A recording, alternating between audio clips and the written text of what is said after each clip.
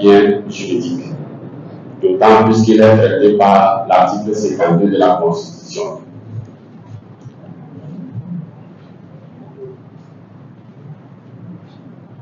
Article 52. Article 52. L'article 52 dit, en son deuxième alinéa, les élections ont lieu, parlant des législatives, dans les 30 jours précédant l'expiration du mandat des députés et au même point. Ouais. C'est-à-dire que c'est absolu. Maintenant, cet alinéa poursuit. L'Assemblée nationale se réunit de plein droit le deuxième mardi qui suit la date de la proclamation officielle des résultats. Et quand vous allez au dernier alinéa, donc la référence,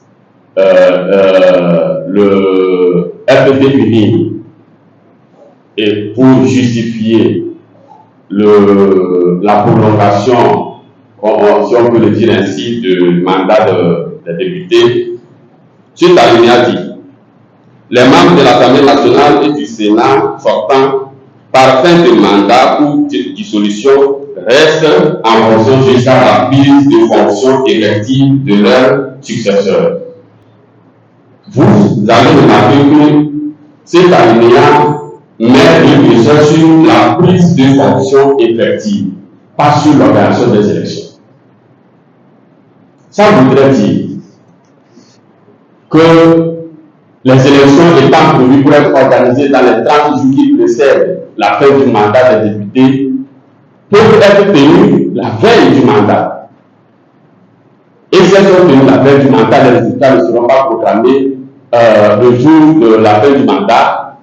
Les recours auprès de la CENI, auprès de la Cour constitutionnelle, jusqu'à la proclamation des résultats, on aura dépassé la fin du mandat.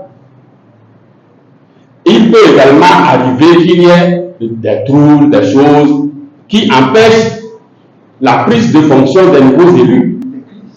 C'est de ça qu'il est question. C'est pour cela que le législateur a mis le curseur sur la prise de fonction effective des nouveaux élus et non sur l'organisation des élections. Et vous avez pu constater que l'ANC ne parle pas de vide constitutionnel. Nous n'avons jamais dit ça, nous ne disons pas de vide constitutionnel. Nous parlons d'un gouvernement de fait, des institutions de fait. Donc ce problème est juridique. Et vous ne pouvez pas nous dire aujourd'hui qu'il y a eu des crises depuis 5 ans qui auraient pu empêcher la tenue des élections dans les délais constitutionnels. Et justifier un glissement. Qui puisse justifier donc ce glissement. Il n'y en a pas eu. Donc s'il n'y a pas eu organisation de ces élections dans les délais conditionnels, c'est la faute au gouvernement. C'est la faute au gouvernement à qui le peuple a confié le mandat d'organiser les élections à travers la majorité parlementaire. Puisque le gouvernement est la conséquence de la majorité parlementaire.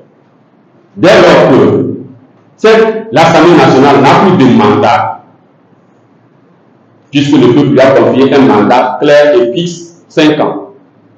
Les 5 années étant dépassées, l'Assemblée nationale n'a plus ce mandat du peuple. Le gouvernement qui a la conséquence devient illégal et illégitime. Maintenant, vous demandez à savoir pourquoi l'ANC demande, s'adresse au gouvernement pour faire des choses. Vous avez pu constater dans notre déclaration, nous parlons du gouvernement sortant. Et nous demandons qu'il y ait des discussions, dégageant un consensus pour permettre la prise de décision et sa mise en application. Donc, notre déclaration est un tout. Il ne faut pas dissocier un paragraphe de l'autre.